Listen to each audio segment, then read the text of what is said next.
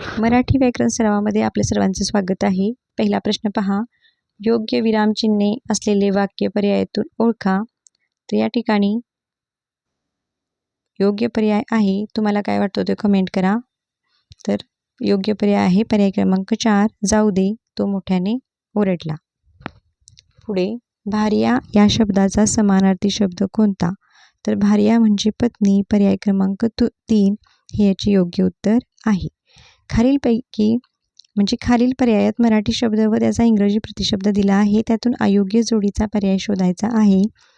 प्रकाश light योग्य आहे, संगीत म्युझिक आहे, रुग्ण पेशंट योग्य आहे आणि अयोग्य आहे प्रक्षेपक सॅटेलाईट, पर्याय क्रमांक 4. नेक्स्ट आहे, खालीलपैकी संयुक्त स्वर कोणते?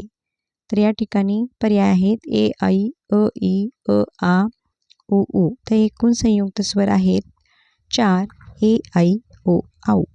तर संपूर्ण वरमाला व त्यावर विचारलेले प्रश्न असे एक सिरीज मी अपलोड केलेली आहे, ती तुम्ही चॅनलला व्हिजिट करून त्या ठिकाणी प्लेलिस्टमध्ये जाऊन पाहू शकता. महा TET मराठी व्याकरण असा त्याचं काय आहे हेडिंग आहे. नेक्स्ट पहा, पुढीलपैकी संधियुक्त शब्दाचा योग्य विग्रह पर्यायातून निवडायचा आहे. शब्द आहे अधोवधन आणि ही विसर्ग संधी आहे, त्यामुळे इथं काय येणार आहे विसर्ग अध विसर्ग अधिक वदन असा विग्रह होणार आहे. नेक्स्ट पहा, पुढीलपैकी संधियुक्त शब्दाचा झाला. आता आपण खालील पर्यायातून कालवाचक क्रियाविशेषण अव्यय ओळखायचे आहे. कालवाचक या ठिकाणी पर्याय पहा, मागे, आज, पटकन, भरपूर. तर मागे हे स्थळवाचक झाले, तर या ठिकाणी आज हे काय आहे कालवाचक क्रियाविशेषण आहे, पर्याय क्रमांक 2. नेक्स्ट पाहूयात, खालील पर्यायातून पुल्लिंगी शब्दाचा पर्याय निवडायचा आहे आणि शब्द पहा, विदुषी, मडके, शाळा, धोबी. ती विदुषी, ते मडके, ती शाळा आणि याला लागतो तो धोबी, त्यामुळे पर्याय क्रमांक 4 हे याची काय आहे योग्य उत्तर आहे. पुढचा प्रश्न पाहूयात, माधव हुशार आहे या वाक्याचे नकारार्थी वाक्य कोणते? तर हुशारच्या विरुद्धार्थी तिथं शब्द घालायचा. माधव मठ्ठ नाही, याचा अर्थ माधव हुशार आहे, पर्याय क्रमांक 4. नेक्स्ट, सुहासने आंबा खाल्ला या वाक्यातील काळ ओळखा. सुहासने आंबा खाल्ला हा साधा भूतकाळ आहे, पर्याय क्रमांक 3.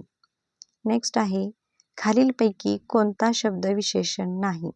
आम्ही, सहावा, कडू, काळा.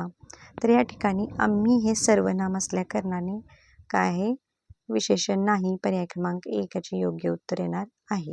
सहावा, कडू, काळा हे सर्व काय आहेत विशेषणे आहेत. नेक्स्ट, खालीलपैकी प्रशंसादर्शक केवळ प्रयोगी अव्यय कोणते? 2 अचूक पर्याय निवडा. तर शाबास आणि छान हे काय आहेत प्रशंसादर्शक केवळ प्रयोगी अव्यय आहेत. नेक्स्ट, खालीलपैकी प्रयोजक क्रियापदाचे वाक्य ओळखा असं सांगितलेलं आहे बघा. तर या ठिकाणी 2 पर्याय निवडायचे आहेत. प्रयोजक म्हणजे दुसऱ्याकडून क्रिया करून घेणे. ताई मुलाला हसविते. जादूगाराने विद्यार्थ्यांना घाबरवले. तर या ठिकाणी हसवलेलं आहे, घाबरवलेले आहे, अशा प्रकारचे जर क्रिया दुसऱ्याकडून करून घेतली जात असेल तर ते काय असते प्रयोजक क्रियापद असते. नेक्स्ट, साहित्यिक व टोपणनाव यांची योग्य जोडी ओळखा. इथंही 2 योग्य पर्याय निवडायचे आहेत. राम गणेश गडकरी, केशव कुमार. तर हे चुकीचं आहे. राम गणेश गडकरीला गोविंदाग्रज किंवा बाळकराम येते. प्रल्हाद केशव आत्रे, इथं केशव कुमार पाहिजेत आणि केशव सूत हे कृष्णाजी केशव दामले यांचं टोपण नाव आहे. त्र्यंबक बापूजी ठोंबरे बालकवी आणि नारायण मुरलीधर गुप्ते बी हे काय आहेत, ह्या 2 योग्य जोड्या आहेत, 3 आणि 4. नेक्स्ट आहे पहा, 24 नंबर, खालीलपैकी कोणत्या नामाचे एकवचन व अनेकवचन एकसारखे होते? मामा सेम, एक असतील तरी मामा, 2 असतील तरी मामा, 3 असतील तरी मामा. जातचं अनेकवचन मात्र जाती असे होते. बीचं बिया असे होते. विद्या विद्याचं अनेक वचन आहे तसेच राहते विद्या विद्या.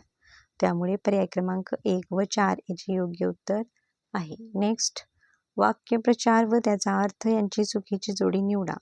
2 पर्याय निवडायचे आहेत. राईचा पर्वत करणे, फुगवून सांगणे, नाक खुपसणे, नापसंती दाखवणे, डोळ्यात धूळ फेकणे, सहजपणे फसवणे, कपाळ फुटणे, जखम होणे.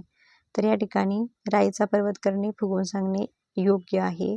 डोळ्यात धूळ फेकणे, सहजपणे फसवणे हे सुद्धा योग्य आहे. चुकीचे आहेत नाक खुपसणे, नापसंती दाखवणे आणि कपाळ फुटणे, जखम होणे.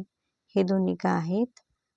या ठिकाणी नापसंती दाखवणे म्हणजे नाक मुरडणे असा इथं वाक्यप्रचार आला पाहिजे होता, पण इथं नाक खुपसणे असं आहे. त्यामुळे नापसंती दाखवणे हे त्याचा अर्थ चुकीचा आहे. कपाळ फुटणे, जखम होणे हे पण चुकीचं आहे, कारण कपाळ फुटणे म्हणजे दुर्दैव ओढवणे असा त्याचा अर्थ होतो. त्यानंतर पुढचे प्रश्न पाहूयात. या ठिकाणी पहा पॅरेग्राफ दिलेला आहे. पॅरेग्राफपासून प्रश्नांची उत्तरे लिहायची आहेत. पॉज करून पॅरेग्राफ वाचून घ्या. चला प्रश्नाला सुरुवात करूया. वृक्षवल्ली आम्हा सोयरे असे कोणते संत म्हणतात? तर असे संत तुकाराम म्हणतात. पर्याय 4. मित्र या शब्दाच्या अर्थाचा कोणता शब्द उतार्यात आला आहे? मित्रसाठी सखा. सखा हा शब्द उतार्यामध्ये आलेला आहे. नेक्स्ट पहा, फळांच्या रसांचे माधुर्य कशा प्रकारे असते? गोड, आंबट, तुरट व मधुर. तर ह्या सगळ्या प्रकारचे ते असते. त्यामुळे सर्व पर्याय योग्य असे त्याचे योग्य उत्तर येणार आहे.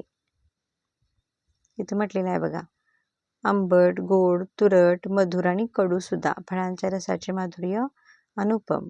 कसे? आंबट, गोड, तुरट, मधुर आणि कडू सुद्धा. त्यामुळे आपलं सर्व पर्याय बरोबर हे उत्तर येणार आहे. तरी कविता वाचून प्रश्नांची उत्तरे द्यायची आहेत. या ठिकाणी प्रश्न आहे, मराठी पुत्रांचे हात काय देण्यास बांधील आहेत? या ठिकाणी आहे बघा, हिच्या पुत्रांच्या बाहूत आहे समतेची ग्वाही म्हणजे